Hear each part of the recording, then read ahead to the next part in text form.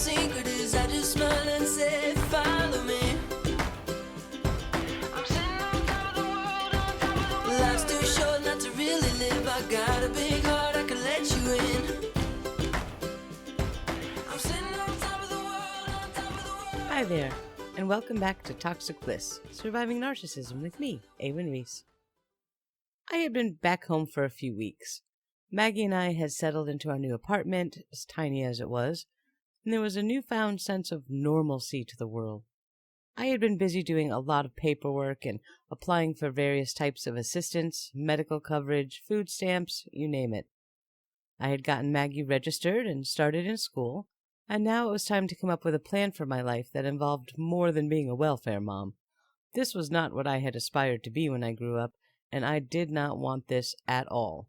Yet, at the same time, I was very thankful that when it was most needed, there was a hand available to help me get back on my feet. Although I had still been talking with Mike every few days, I had pretty much given up on the idea of having a life with him. Yes, I still loved him, but these few weeks away from him had felt so calm and sane, and I was kind of digging that. But, as had happened many times already, just as I had started to appreciate life without him, he came flying back into my world, and, as the saying goes, like a wrecking ball. He called one morning and said that Tina had thrown him out. Could I get him a bus ticket or something to get to Connecticut? He had nowhere to go and was done with Florida for good. Well, what about your classes? I asked him. I knew he hadn't finished them yet. I'll call my probation officer once I get there and we'll do the transfer thing. That's all. That'll be fine. Well, okay, but are you sure you can't get your own bus ticket? I'm not rolling in cash up here, you know. And in fact, at that time, I had about $150 in my bank account, and that was it for the rest of the month. No, he said angrily, and explained that Tina had canceled his bank cards and taken his name off the accounts, so he couldn't access any of their money. That was probably a smart move, I noted. Well, why don't you pawn some of your video games and consoles? Surely that would get you enough for a ticket, I suggested. Oh, I see how it is. I should just sell everything I own so I can be with you, he whined. Oh? You want to talk about losing everything you own? Should we discuss the storage unit now or after you get here? That barb didn't help calm things, of course, but you know what? I didn't care. The nerve of him to whine about having to sell some video games after costing me my entire world of belongings because he had spent all of the money I had given him for the storage unit. Nothing is ever his fault. He is never accountable for any of his actions, and he is always the victim and the martyr. I guess you don't really want me with you, he sighed dramatically. I do want you with me, but I can't support you. I only have $150 to get through the rest of the entire month. I don't even know how I'm going to buy enough groceries to feed you once you're here. And you want me to spend what little I have left on a ticket for you? It's not that I don't want to get you here, but I can't without all of us, including you, suffering for it later on. Well, at least you have a place to sleep tonight. I'm out here on the street with all of my stuff in bags. I'm trying to figure out where to go. I don't have any money. I can't get into my bank account. I can't even buy a Pepsi, and it's 100 degrees out here, but that's okay. You stay in your nice air-conditioned apartment with money in the bank, and I'll walk to Connecticut. Would that make you happy? I made a mental note to ask the landlord where that faint sound of violins kept coming from. Maybe it was one of the neighbors. Fine, Mike, I'll get you the damn ticket. Call me back in an hour after I've booked it, and I'll give you the details, okay? Thank you, he said, dripping with sarcasm. I hung up the phone. I got him a ticket with Greyhound and waited for his return call, and noted that I wouldn't be the least bit surprised, now that I had paid for the ticket, for him not to call me back and have come up with some other plan in the meantime.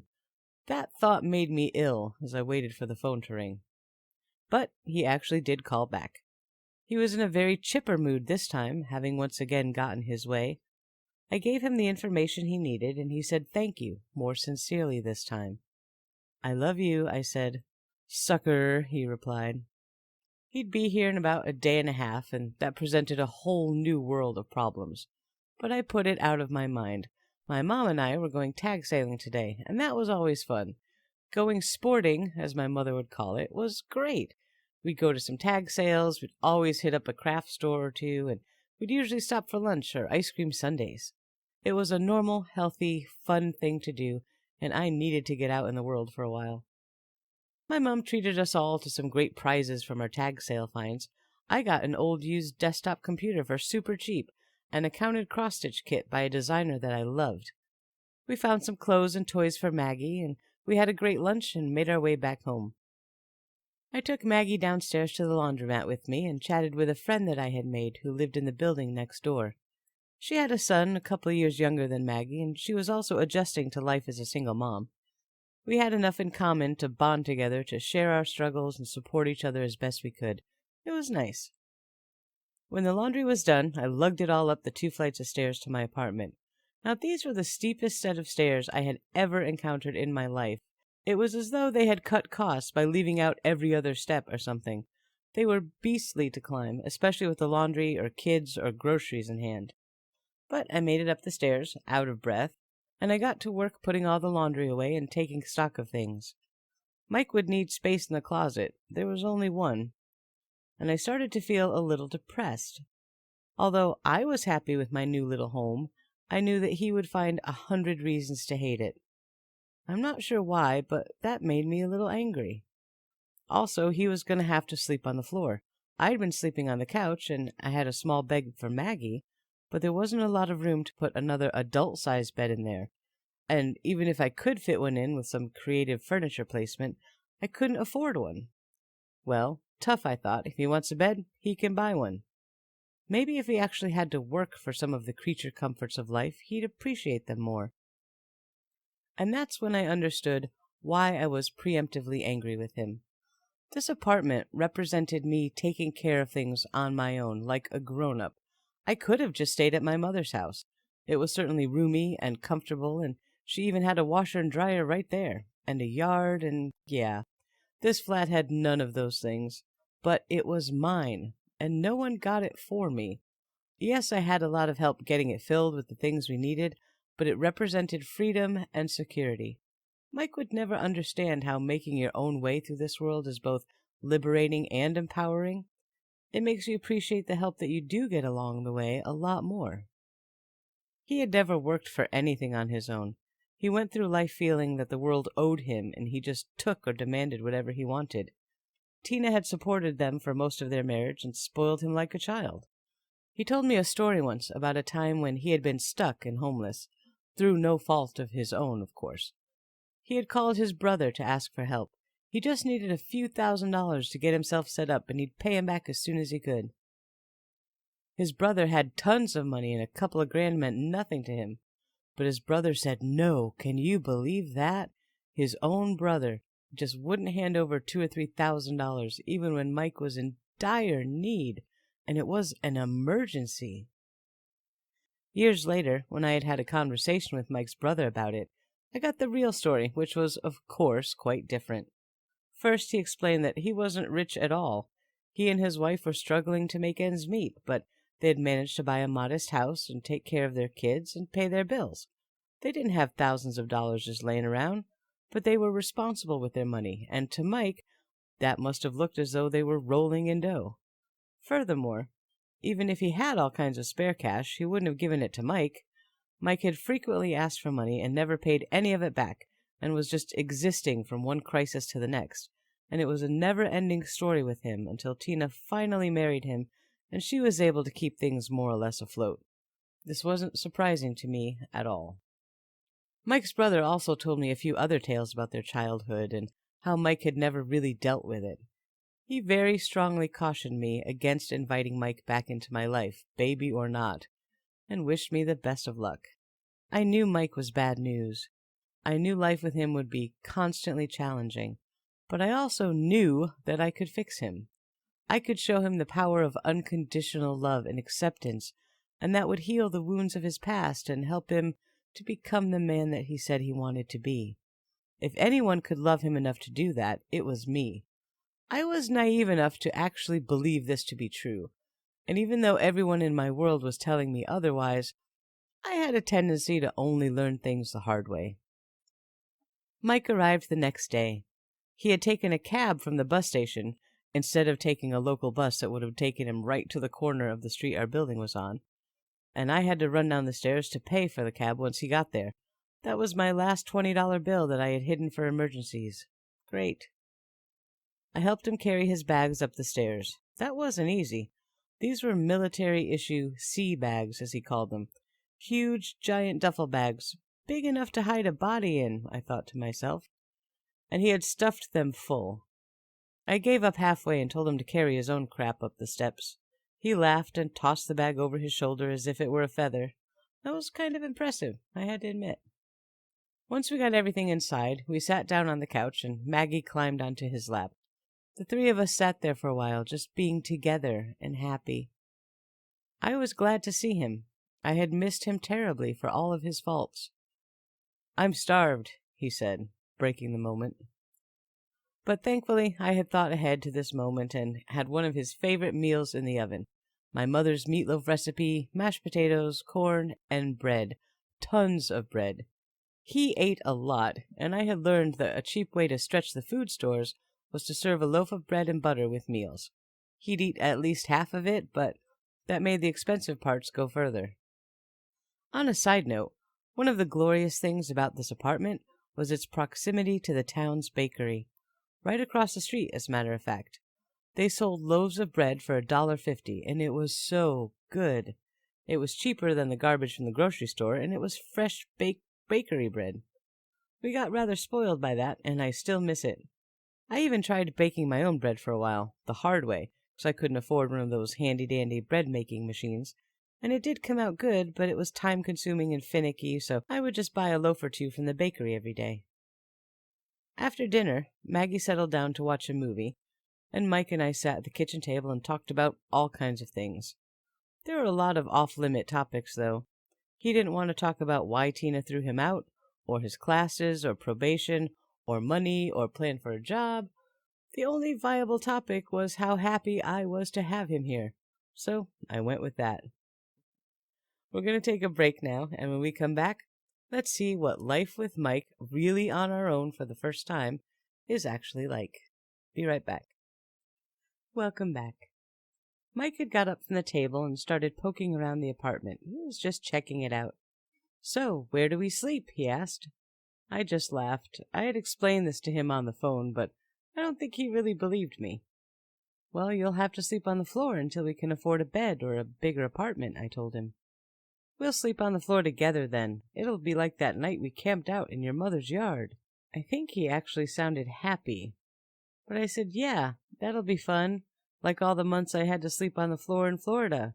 I was over sleeping on the floor, and I told him so. "Oh, it'll be fine," he said. "I could put the couch cushions on the floor and sleep on those as long as I was next to him. He'd be happy." Yeah, all right. He would be happy, and I guess that's what mattered. This would become a rather large argument later on, but for now, path of least resistance. Why start our first day back together with a fight? I cleaned up from dinner while he played with Maggie for a while. I was tired and sore from the long day, and I told Mike I was going to go soak in a hot bubble bath to relax before bed. Even though I wasn't having any problems with the pregnancy, I still was feeling really tired and run down by the end of the day, and a bath was my way to relax. "Oh, could you do that later?" he asked. "I really want to get a shower after being on the bus for 2 days." "Yeah, sure, of course. You come first." I sighed and motioned to the bathroom with my hand. "Thanks, baby," he said, and kissed my forehead as he headed for the shower. I flopped onto the couch and just tried not to start crying again. He'd been here for only about 2 hours, and I already regretted my decision. Not that he'd done anything bad, I thought to myself, but it was this constant sacrificing that he demanded that wore me down. I had to spend my emergency $20 so he didn't have to take a city bus. I had to sleep on the floor. I had to give up my bubble bath. I had to eat less so he could have a full tummy. On some level, I fully realized that this was my life now, and I wasn't happy about it. But was it honestly that bad, or was I just whining? I mean, he had just moved across the country to be with me. He had to give up a lot to get here, although it did look like he brought just about everything he owned. But he did it for me because he loved me, right? I could sleep on the floor for a little longer after all. Soon he'd have a job and we could buy a real bed and maybe even an apartment with bedrooms. Wouldn't that be fun? Yeah, fun. I got Maggie changed for bed, but she wanted Mike to tuck her in. She was such a sweet girl. She loved so deeply, and she was so affectionate. I was glad that she seemed to really love Mike. At least that was one thing that I didn't have to worry about. Yet. I got a pile of extra blankets out of the closet and set up a bed area on the floor. I tried to make it as padded and soft as possible, but there's only so much you can do with a floor and 3 blankets. We all settled in for bed, our first night together and in our own place. This was the start of the rest of our lives. I didn't sleep too much that night. Mike snored terribly, even worse than Eddie had, and he also had this thing about needing to be entwined like pretzels in order to sleep. He'd have one arm over me and one leg, and although it was nice to curl up like that with someone you really love, it was also nice to be able to sleep without being crushed by this giant man. He wasn't overweight, but he was very muscly and heavy, and I spent the night moving his arm and leg off me over and over again, only to have him grunt in his sleep and put his limbs back right on top. I would just have to learn to like it. So many people would give anything to have someone love them so much that they couldn't even sleep without clinging onto them. I was lucky. Tired, but lucky. The next couple weeks were pretty good. We were settling into a routine, and we had a temporary truce with my mother, because I still needed her for a lot of things. She'd take me grocery shopping and to various appointments, and she loved having Maggie back close to her. She did her level best to not murderize Mike and try to get along with him, and I was really grateful for that because I couldn't handle that kind of stress. I had pushed Mike to go find a job, and he would leave for a few hours and come back and say that he hadn't had any luck, but tomorrow would be better. Eventually, he found a full-time position at the local dry cleaners. It was minimum wage, but it was still money coming in, and 8 hours a day that I could spend on my own. I don't know which I was more grateful for, honestly. He hated the work at that job, but once he saw Michael Irvin come in to pick up his dry cleaning, he suddenly loved that job more than life itself. Michael Irvin had been a famous football player who is now working as a commentator at ESPN, and we lived pretty close by to the ESPN headquarters, so there was often the odd run-in with some famous sports ball person here and there. Mike was a huge football fan. I wasn't, but I became one. We watched football every Sunday, all day. I would make epic football feasts, all of his favorites. Chicken wings, potato skins, chili, all from scratch. Whatever he wanted. And he'd also have a case of beer to wash it all down. I didn't spare any expense when it came to his Sunday feasting. One positive thing I can say about this is that even though he could drink an entire case of beer, he never acted drunk. In fact, sometimes I wondered if he was immune to alcohol on more than one occasion, and I was intensely thankful for that. But every Sunday during football season would cost me about $40 to $50 in food and beer, and that was a big problem on our tight budget. I would do without a lot of other things to make that happen, but it was worth it, right? That's what you do for someone you love. You sacrifice. I also sacrificed my own time on Sundays. At first I thought, hey, you watch football, and I can play on the computer or read or whatever else I felt like doing. But no, that wasn't good enough. I had to watch football with him because that meant I loved him. Oh, okay. I couldn't even do needlepoint or anything else while football was on. If I loved him, I'd pay attention to the game. So I did. I learned a lot about football. He had an encyclopedic knowledge of the game, and I absorbed everything he told me. After all, if I had to like football, I may as well be smart about it. My crowning moment was during one game. I saw the quarterback do a funny little move, and I said, "Oh my God, flea flicker!" And sure enough, that's exactly what happened. Mike was so impressed that I called that and told me that I was the bestest woman ever. My sacrificing had paid off. I was winning. I noticed that all of this sacrificing seemed to be on my side of the equation. All of my money would go to the household expenses, rent, lights, phone, food, etc. He would graciously give me a bit of his check every week, but he didn't seem to think that he should have to fork over the whole thing to go into the pot, too. He had his own bank account that he'd put the rest of his income into, and never seemed to spend it on anything. I wondered a few times how much he was amassing and for what purpose. I would find out eventually, but I wasn't going to ask. Even if he was squirreling cash away, life was still a little bit easier with that small amount he was contributing. I could be thankful for that. Every sacrifice I made was my way of proving my love for him, which he demanded constantly. If I had $1 for every time he said, "If you love me, you do blah blah blah," I could hire Bill Gates to be my butler.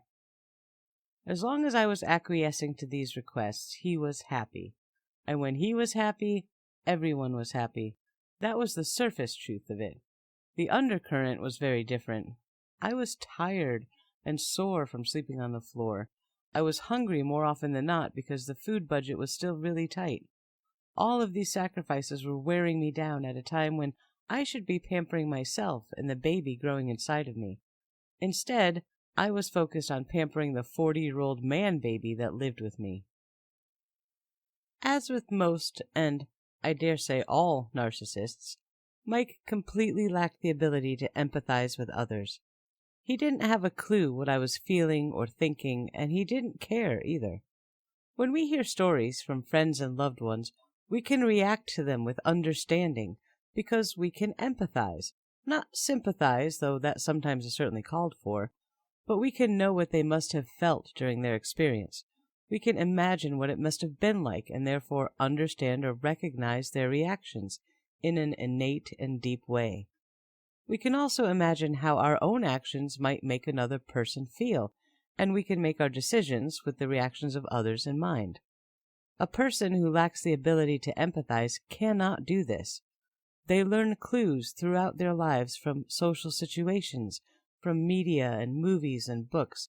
They learn by watching others. For instance, if they go to a funeral, they listen to what people say and how they act, and that is what they file away in their memory banks in case they have to act that way in the future. They pick up a lot of cues about relationships the same way. They'll observe a couple fighting and see how one of them calms the other one down.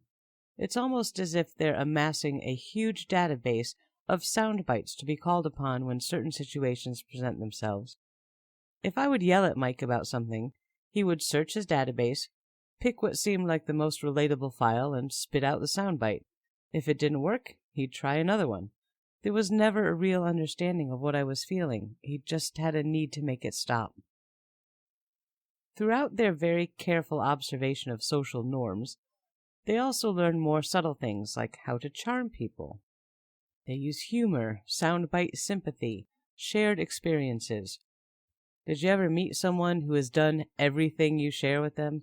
They've seen everything you've seen. They've been everywhere you've been. They've had every medical malady that you've ever had, on and on. Chances are they're on the spectrum. If we'd go out to a restaurant, Mike would always charm the waitress. He'd tell the same pile of really stupid jokes. He'd be abnormally chatty and overly apologetic if he had to ask for something specially made or return a wrong item. Yet he never felt the need to leave a big tip at the end. Once the waitress had served him his food, he no longer had a need to elicit a positive reaction from her, and he certainly didn't think that she should come off his own cash to say thank you. Narcissists like Mike were very much like little children. A baby comes into the world with a few hard and fast requirements: food, a clean diaper, sleep, and comfort. As long as the child is receiving those things as needed, he or she would be fine. A young child doesn't think that they should wait till morning to be hungry because poor mom was tired and needed to sleep. Their only thought at 2 a.m. was, "I'm hungry, right now, let's go, woman." But Mike was very much like that. His needs were all that he could think about, unless he had learned a social cue that told him he should at least pretend to care about somebody else's needs, but that was only done in order to manipulate them into doing something he wanted. That was it. There was no actual care or concern for another's well-being in his mind. So long as I was just as focused on his needs as my own, he was perfectly happy. Before I end this episode, I'd like to make another music recommendation. One song that defines my life is A Sort of Fairy Tale by Tori Amos. And yes, Tori is my spirit animal. The music, the lyrics, they so perfectly encapsulate these years of my life with Mike. I wish I could share it right now here in this podcast, but I can't imagine how much it would cost to license one of her songs. So if you have a moment, go check it out on YouTube. If you can relate to this podcast, you can probably dig that song too. The relative peace that we were having during the first weeks of Mike's arrival, it's not going to last long. And we'll get into that in the next episode. Until then, thanks for listening and take care. People ask me what my secret is, I just smile and say